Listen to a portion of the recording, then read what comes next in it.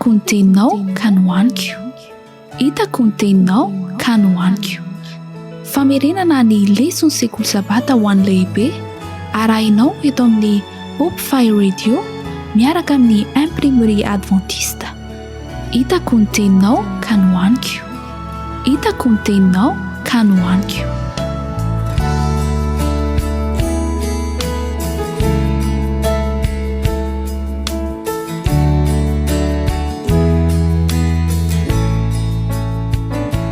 Ny lohateniny lesontsika amin'ity telovolana voalohany amin'ny taona ity dia ny hoe ny fitiavan'Andriamanitra sy ny fahamarinany.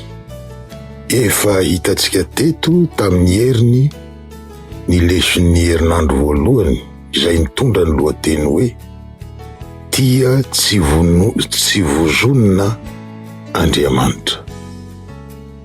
Na koa raha adika tsotsotra ihany koa, tsy misy fepetra mialoha ny fitiavan'Andriamanitra, l'amour divin inconditionnel.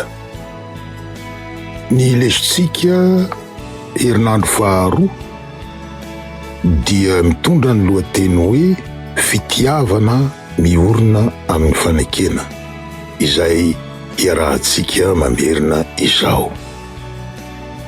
Faly miarahabantsika rehetra na hatratra ity taona vaovao 2024 ity indray, fa soavana lehibe izany ka deraina mandrakizay tokoa anie ny anaran'ny tompontsika. Miaraka aminareo androany ny havanareo Benoît Rakotovao. Iaravavaka isika.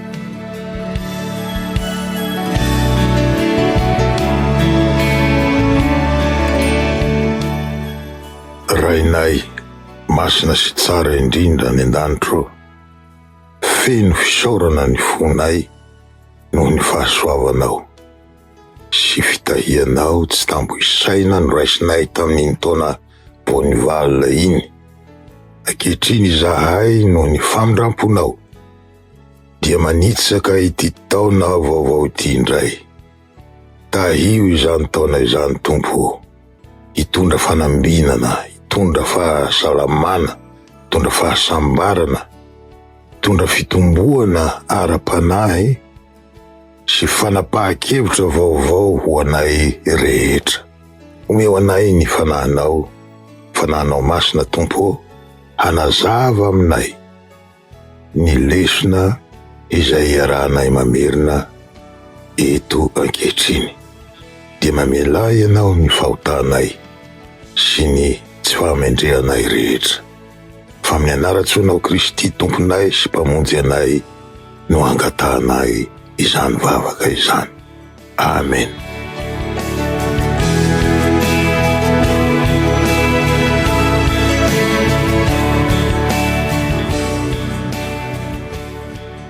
Ny teny fampidirana amin'ny lesontsika dia mametrapetraka foto-kevitra efa fantatsika ela, satria efa nampianarina tsika foana ary efa naverimberina tamintsika hatry ny ela.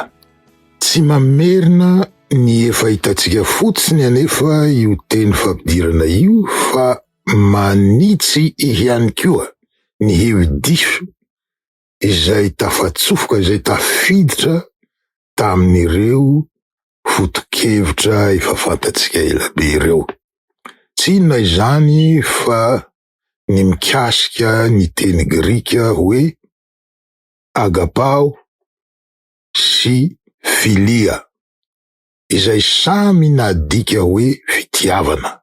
Ny nampianarina antsika hatramin'izay mantsy dia zao: ny hoe agapao na agape koa indraindray koa izay keo ny fahentsika agape, dia fitiavana avo lenta, fitiavana tonga lafatra, ka tsy misy afa-tsy Andriamanitra ihany no manana azy, ary tsy misy afa-tsy Andriamanitra ihany no ampiasana io karazam-pitiavana io. Manaraka izany, fitiavana maimaim-pona, fitiavana zotra tokana, tsy mitaky valiny ny agapao, ary tsy miotsina na dia tsy mahazo valiny aza. Un amour désintéressé. Ny filia kosa dia fitiavana ihany koa, nefa tsy mitovy lenta amin'ny agapao na agape, fa ambanimbany kokoa. Fitiavana tsy tonga lafatra, fitiavana hita eo amin'ny samy mpinamana, ka noho izany tsy ampiasaina io teny io zany raha tsy amin'ny olombelona izay tsy tonga lafatra ihany. Tsy diso akory ireo famaritana ireo, fa misy zavatra sasatsasany tian'ny lesontsika ahitsy kely. De zao, misy andininy ao amin'ny testamenta vaovao nampiasana ny matoan-teny hoe agapao amin'ny olombelona. Ohatra, zareo nianatra Grika no miteny an'izany ao amin'ny Timoty 2:4-10. Misy koa andininy nampiasana ny matoan-teny hoe filia amin'Andriamanitra. Ny mpandinika, ny teolôjiana nianatra teny Grika de milaza fa ao amin'ny Jaona 4:9-17 dia ahitana an'izany. Ino nary ny fehiny tsotsotra azontsika tsoahana ny amin'izany? Ny fehiny akaiky indrindra angamba de zao: tsy mora fehezina araky ny fieritseretana azy ny fampiasana n'ireo teny anankiroa ireo. Tahaka ny mahasarotra amehezana ihany koa ny fiasan'ny fitiavan'Andriamanitra. Fantatsika hatramin'izay fa mandrakizay io fitiavan'Andriamanitra io. Fantatra fa tsy mitaky tambiny io fitiavan'Andriamanitra io. Nefa ho hitatsika amin'ity lesona ity ny fepetra iankinany izany fitiavana mandrakizay, izany hahatonga io fitiavana io ho tomombana eo amin'ny fiainatsika zanak'olombelona, hahatonga atsika zanak'olombelona hahazo soa amin'izany fitiavan'Andriamanitra mandrakizay izany.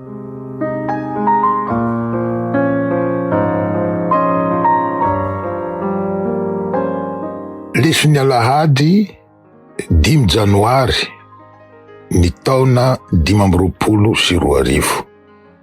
Ny fitiavan'Andriamanitra mandrakizay. Zay zany lohateny. Ny teny hoe mandrakizay eto amin'ity lohateny ity dia mamaritra ny teny hoe fitiavana. Zany hoe ny fitiavana mandrakizay eo amin'Andriamanitra. Amin'ity leson'ny Alahady ity dia niezaka aho hamariparitra misimisy kokoa izany fitiavan'Andriamanitra mandrakizay izany, araka ny famaritana nomeny ny Soratra Masina ihany. Voalohany, mandrakizay ny fitiavan'Andriamanitra. Jeremia 3:7. Zao nivaky ny teny: fitiavana mandrakizay no nitiavako anao, koa izany no nampaharetako famindrampo ho anao. Izay nivaky ny teny. Hita ombieny ao amin'ny Baiboly izany fampianarana mikasika amin'ny maharitra mandrakizay izany fitiavan'Andriamanitra izany. Faharoa, tsy mety ritra ary tsy miendanja ny fitiavan'Andriamanitra. Salamo 4:3. Tsy ho vakitsika izany fa ny salamo manontolo iny dia milaza izany: ka tsy mitovy ihany ve ny mandrakizay sy ny hoe tsy mety ritra? Amiko mety misy tsy fitovizany kely ihany. Mety eritreretin'ny saina ny hoe mandrakizay ilay fitiavana, fa mety asa miena kely ohatra, na vasobasoka kely ohatra. Raha miteny isika ohatra amin'ny fiainana andavanandro hoe rano tsy mety ritra ilay rano, nefa mety midina kely ny hahavony, mety miakatra kely dia miaka midina eo. Zay zany ny hoe tsy mety ritra. Fa ilay fitiavana mandrakizay n'Andriamanitra kosa dia sady mandrakizay no tsy miaka midina, fa fitiavana tsy miena, fitiavana tsy miova loko, fitiavana tsy miofy, fitiavana tsy vasoky ny ela ary tsy tontany ny ela. Fahatelo, fitiavana mameno ny tany rehetra, ny fitiavan'Andriamanitra. Salamo 7:30, indrindra fa ny tapany farany amin'io andininy io.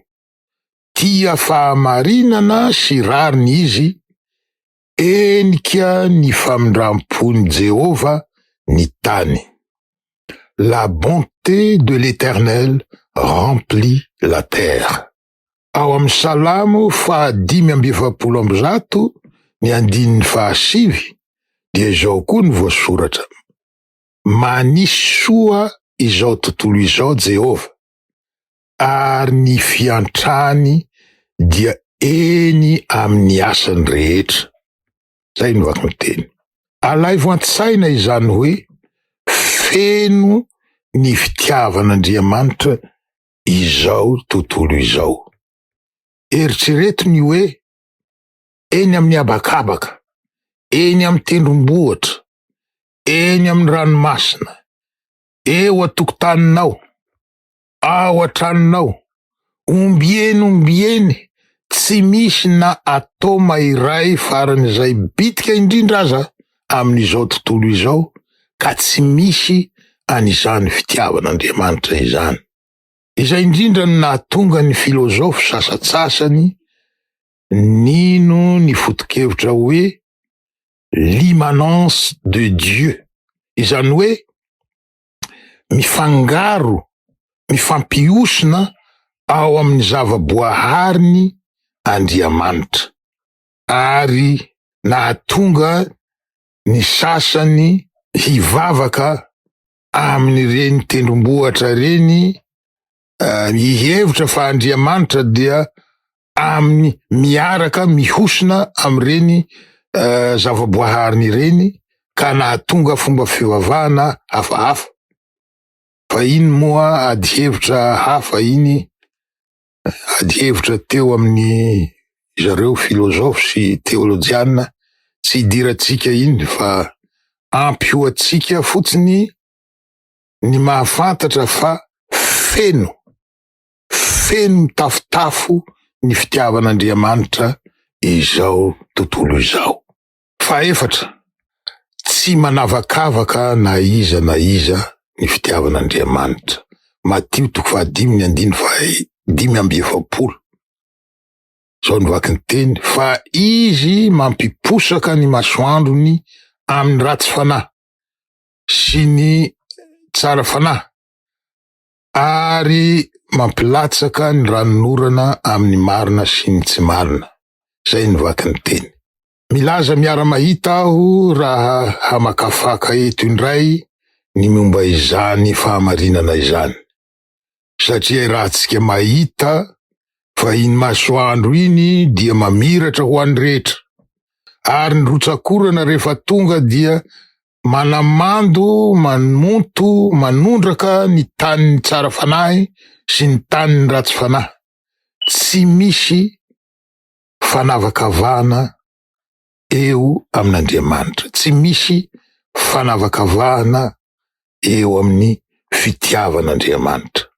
5, tsy fitiavana kahitra, tsy fitiavana mikionty ny lany ny fitiavan'Andriamanitra, fa natobany tamitsika izay nananany rehetra hahazoana mamonjy atsika. Jaona 7:20 izay andininy mavesa danja fatatsika ary andininy izay tokony fikiratsika mafy, tokony alalinitsika ahitatsika fa mavesa danja izany andininy izany de zao fa toy izao no nitiavan'Andriamanitra izao tontolo izao, nomeny ny zanany lahy tokana mba tsy ho very izay rehetra mino azy fa hanana fiainana mandrakizay.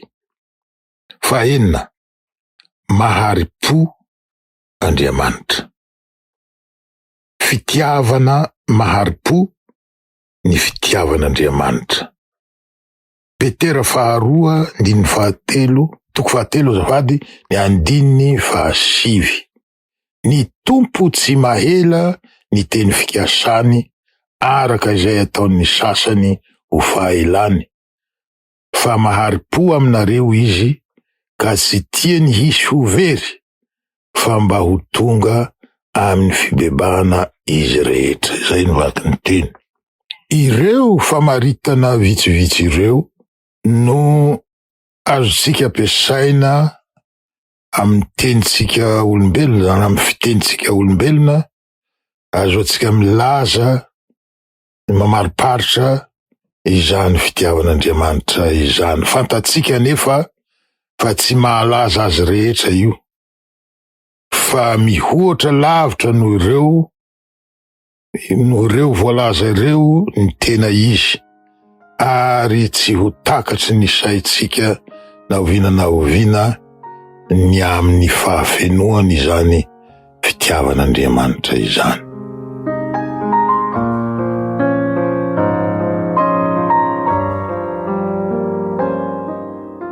Leson'ny alatsinainy 9 janoary ny taona 2020. Ny fitiavana miorina amin'ny teny fikasana. Eto amin'ity leson'ny alatsinainy ity dia misy famaritana fanampiny. Tsy hoe famaritana tsy voafoaka tamin'ireo famaritana efa nitanisaitsika tery ambony akory, fa ataoko hoe fanampim-pahanazavana mba ahazoantsika mazava tsara ao an-tsaina ny fipetraky io fitiavana mandrakizay n'Andriamanitra io. Tsy fitiavana mihevaeva amboniny tsy misy io fitiavana mandrakizay n'Andriamanitra io, fa fitiavana miantefa amin'ny zavaboahariny rehetra, miantefa amintsika zanak'olombelona, miantefa amin'ny voahary rehetra amin'ity zao tontolo izao ity. Ny lohatenin'ity lesona ity amin'ny teny frantsay dia hoe l'amour d'alliance. Izany hoe fitiavana miantefa, fitiavana mifamatotra, fitiavana mifaningotra, asa mahalaza azy izany teniko izany. Izany hoe tsy fitiavana mievaheva amin'ny tsy misy, tsy fitiavana miantona amin'ny tsy misy, fa fitiavana izay tahaka ny kofehy iray lavabe miainga avy eo amin'Andriamanitra ary mankary miantefa amin'ny zanak'olombelona. Izany hoe iny kofehy-pitiavana mandrakizay iny dia mampitohy an'Andriamanitra sy ny olombelona. Natao hampitohy ny olombelona amin'Andriamanitra.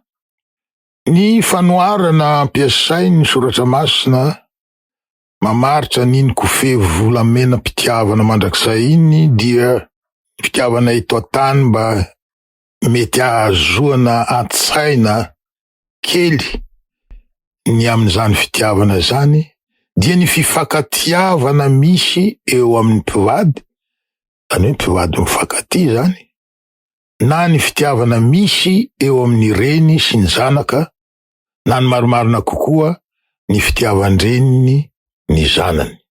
Raha fotorona akaiky ny zavadrehetra de zao no azo ambara: fitiavana mandrakizay ny fitiavan'Andriamanitra, fitiavana mahery, fitiavana tsy misy toazy, fitiavana tsy misy fepetra mialoha sy ny sisa, nefa fitiavana miantefa, fitiavana mifamatotra amin'ny olombelona, ary amparan'ilay kofehm-pitiavana zany. Ka miankina amin'ilay iantefan'io fitiavana io no ny hahamanga ny lanitra eo amin'ilay fifandraisana. Isika malagasy dia mahalala tsara n'izany, fa misy ny ohabolantsika manao hoe tsara ny zanaka nefa akifika rehefa manaiky nono, ary iandreniny any anaty rano va ny iny zaza iny rehefa manaiky nono? Tsia tsy ho tiany intsony ve iny zaza iny satria nanaiky nono? Tsia, zay ny valiny. Zanany iny zanany foana iny tiany foana iny, na inona toetrany. Tahaka an'io fitiavan-dreny io ny fitiavan'Andriamanitra antsika olombelona zanany, ary mihoatra lavitra noho io aza, 10 eny, 100 eny, 1000 eny angamba. Tsy mety ho tratry ny saitsika olombelona izany. Ka inona ary ilay fanitsiana tokony ataotsika mikasika an'io fitiavan'Andriamanitra mandrakizay? Mameno ny tany, tsy misy fepetra mialoha, mahari-po sy ny sisa io. Ny fanitsiana de zao: misy ny fepetra, misy ihany ny fepetra. Ngamba taitra isika maheno izany, satria voateo isika nilaza hoe tsy misy fepetra ny fitiavan'Andriamanitra. Voateo isika nilaza hoe mandrakizay ny fitiavan'Andriamanitra. Tamin'ny herinandro lasa isika nilaza fa fitiavana tsy vozonina ny fitiavan'Andriamanitra. Ka izao ndray lasa lazaina fa misy fepetra. Ny marina dia zao: misy ny fepetra, fa ny fepetra tsy avy amin'Andriamanitra. Ny fitiavan'Andriamanitra dia eo mandrakizay, fa raha tsy raisitsika arak'izay tokony handraisantsika azy, izany hoe amin'ny alalan'ny fankatoavana, amin'ny fanarahana ny teny, fanarahana ny lalàna, ny didiny sy ny torohevitra rehetra izay meny atsika, fa raha tsy raisitsika araka izay tokony handraisantsika azy, io fitiavan'Andriamanitra io dia tsy mety ho manga ny lanitra eo amin'izany fifandraisana izany, ka tsy hahazo ny vokatra tokony ho raisitsika amin'izany fifandraisam-pitiavana izany isika. Mampiposaka ny masoandrony amintsika izy, nefa isika mifidy ny tsy handray ny tana masoandrony. Tsy ampy vitamine D isika, dia marary. Dia iza no menatsiny? Matetika Andriamanitra. Mandrotsaka ny orana amintsika izy, isika tsy mamboly. Dia matinona isika. Iza no menatsiny? Matetika Andriamanitra. Azera any amin'ny daholo ny tsiny rehetra, nefa ny ataotsika ihany no mahavoa antsika. Raha isika zanak'olombelona no nanaja, namaly, nanaiky, nanoina, nandray an'io fitiavana mandrakizay n'Andriamanitra io tamin'ny fahafenoany, ny vokany mivaingana dia izao: ho nahazo ny tombotsoa rehetra miompana amin'izany fitiavana izany isika, ho niatsara ny toetratsika, ho nanam-pitiavana bebe kokoa isika dia fitiavana n'Andriamanitra izany ary fitiavana ny mpiarabelona. Olana maromaro angamba no efa ho voasoroka raha izany no tanteraka teo amintsika.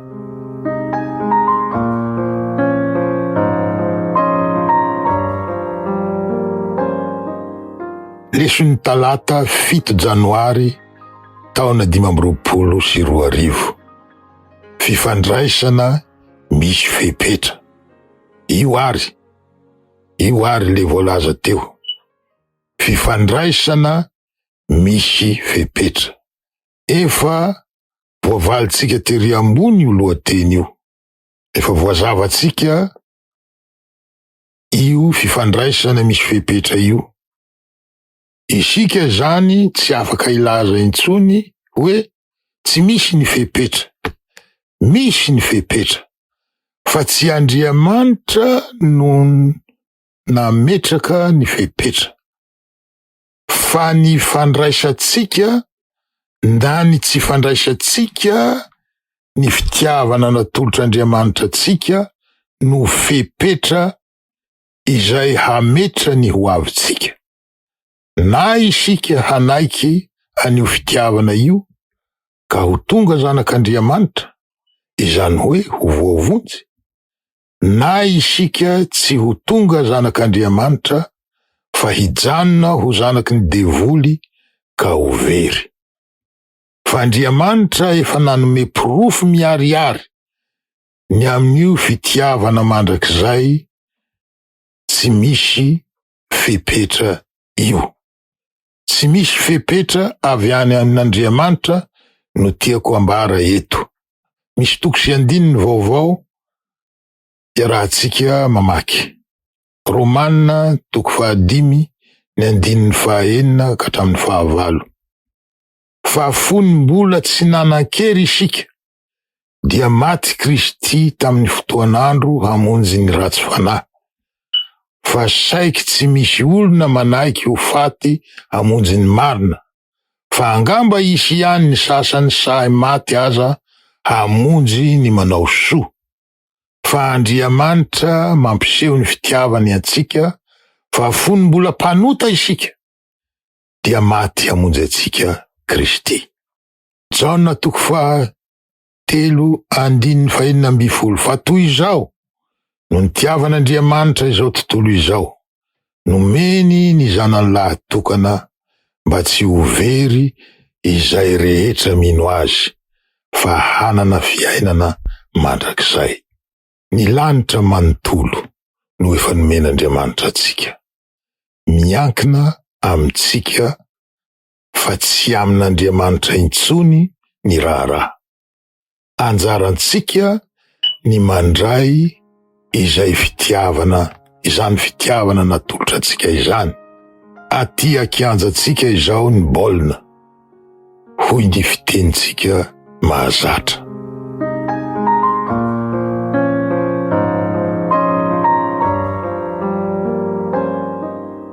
Leson'ny alarobia 9 janoary taona 2024. Famindram-po na foy. Hoy isika tery alolo tery hoe raha isika zanak'olombelona no nanaja, namaly, nanaiky, nanoina, nandray takitsi-po an'io fitiavana mandrakizay io tamin'ny fahafenony, ny vokany mivaingana dia izao ho nanam-pitiavana koa isika. Dia ny fitiavana n'Andriamanitra zany ary ny fitiavana ny namana, fitiavana ny mpiarabelona. Ny Matio toko 12 dia misy fanoharana nataon'i Kristy momba ilay lehilahy izay navelan'ny tompony ny trosany.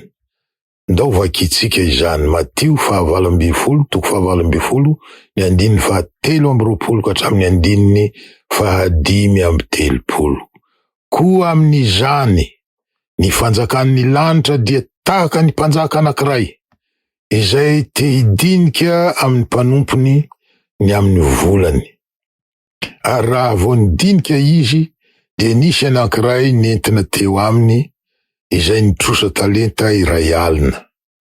Ary satria tsy nanan-kaloha izy dia nasain'ny tompony hamidy izy sy ny vadiny aman-janany mba amin'ny fananany rehetra handoavana ny trosa. Dia niakohoka teo anatrehany ilay mpanompo ka nanao hoe, "Tompoko, omeo andro aho, fa halohako ny anao rehetra." Ary ny tompon'izany mpanompo izany dia onena azy ka nandefa azy sady namoy ny trosa taminy. Nefa noho nivoaka izany mpanompo izany dia nahita mpanompo namany anankiray izay nitrosa denaria 100 taminy. Dia nosamboriny izy ka nitraony sady nataony hoe, "Aloavy izay trosako aminao." Fa niakohoka ilay mpanompo namany ka nifona taminy nanao hoe, "Omeo andro aho, fa halohako ny anao." Nefa tsy nety izy, fa lasa nampanao azy tao an-tranomaizina mandra-pandohany ny trosa. Ary noho ny hitan'ireo mpanompo namany izay efa natao, dia nalahelo indrindra izy ka nandeha nanambara tsara tamin'ny tompony izay rehetra natao izany. Dia nampanalainy ny tompony ralehilahy ka noteneniny hoe, "Ry mpanompo ratsy fanahy, efa nafoiko ilay trosa rehetra taminao satria nifona tamiko ianao. Moa tsy tokony mba ho namindra fo tamin'ny mpanompo namanao koa va ianao tahaka ny namindrako fo taminao?" Dia tezitra ny tompony ka nanolotra azy ho amin'ny mpampijaly mandra-pandohany ny trosa rehetra. Ary tahaka izany koa no hataon'ny ray izay any an-danitra aminareo raha tsy samy mamela ny rahalanareo amin'ny fonareo avy ianareo. Zay zany ny vaky ny teny, somary lavalava ihany. Mazava ny fanoarana eto, ary mazava arak'izany koa ny lesona tokony hotsoahina avy aminy. Iray alina talenta nitrosan'ilay rangahy tamin'ny tompony. Vola be tsy hita pesipesenina izany. Ny lesontsika milaza fa mikarama 2 hetsy taona, 200 000 ans, 2 hetsy taona, ny piasa madinika vao mety mahangona izany vola iray alina talenta izany. Izany hoe trosa tsy ho voaloha na oviana. Nefa nafoy ny tompony izany trosa izany. Tahaka izany koa isika. Tsy ho voalohantsika na oviana ny trosam-pahotantsika. Fa efa nalohany Kristy ho antsika izany, nalohany manontolo izany trosantsika izany. Ka aoka isika tsy hanao tahaka ilay rangahy voalaza eto amin'ilay fanoarana. Nafoy ny tompony ny trosany, fa izy kosa tsy namela ny trosan'olona taminy. Vokany, rehefa reniny tompony ny faratsepanahiny, tsy namela ny trosan'ny namany taminy, nefa trosa kely lavitra no ny trosany tany amin'ny tompony, tezitra ny tompony, nofoanany ilay fanafoanan trosa nataony, ka very ilay fahasoavana lehibe no raisiny teo. Lesona ho antsika izany. Ka ny lesona tokony ho raisintsika amin'izany dia zao: namindran'Andriamanitra fo isika, aoka isika hahay mamindra fo amin'ny mpiarabelona amintsika koa. Ny lesontsika amin'ny alakamisy dia mbola manohy sady manatitantitra an'izany.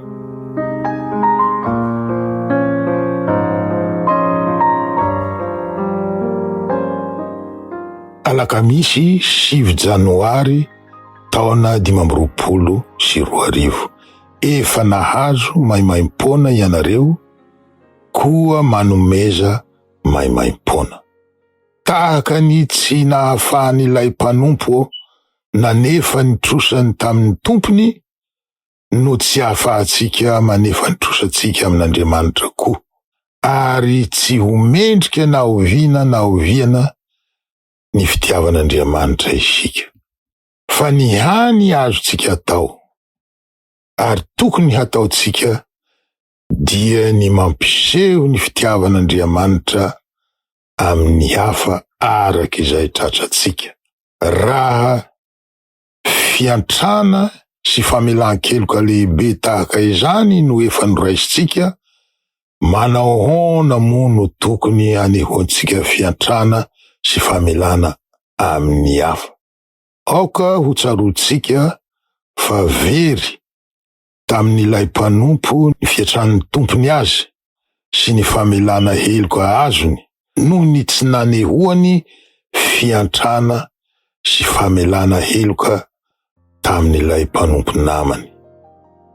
Raha tia an'Andriamanitra marina tokoa isika, dia haneho taratra ny fitiavany amin'ny hafa. Indro misy andininy vitsivitsy iarahantsika mamaky. Jaona 5:12. Izao no didiko, dia ny mba hifankatiavanareo tahaka ny tiavako anareo. Jaona 1:7-12.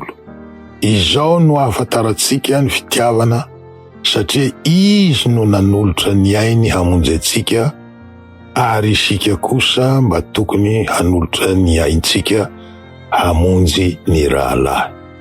Jaona 1:4-7 ry malala, aoka hifankatia isika, fa avy amin'Andriamanitra ny fitiavana, ary izay rehetra tia no naterak'Andriamanitra sady mahalala an'Andriamanitra.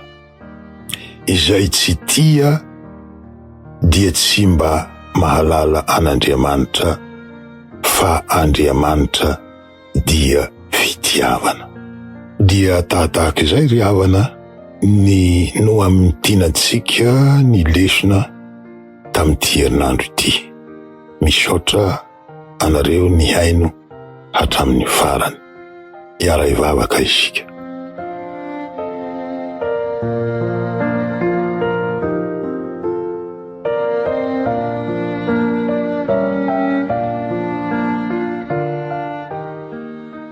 Rainay tsara sy masinay indrindra any an-danitro, misaotranao zahay noho ny fitiavanao lehibe. Novidinao lafo dia lafo zahay zanak'olombelona tamin'ny alalan'i Kristy zanakao izay maty teo amin'ny hazo fijaliana ny solo heloko anay. Ampio zahay Tompo hahatsapa ny habe, ny hahavo sy ny halali ny izany fitiavanao mandrakizay izany, mba hahaizanay ho tia anao marina tokoa sy ho tia koa ireo mpiarabelona aminay. Amin'ny anaratsoanao Kristy no azo anay mangataka izany vavaka izany. Amen.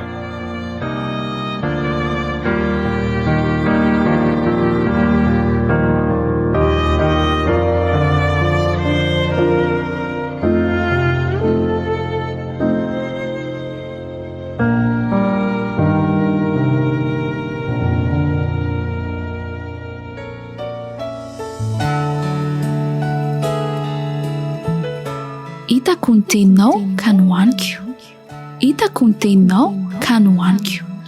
Famerenana ny lesona sekoly sabata ho an'ny lehibe arahinao eto amin'ny Hope Fire Radio miaraka amin'ny Imprimerie Adventiste. Hitako ny teninao ka nohaniko. Hitako ny teninao ka nohaniko.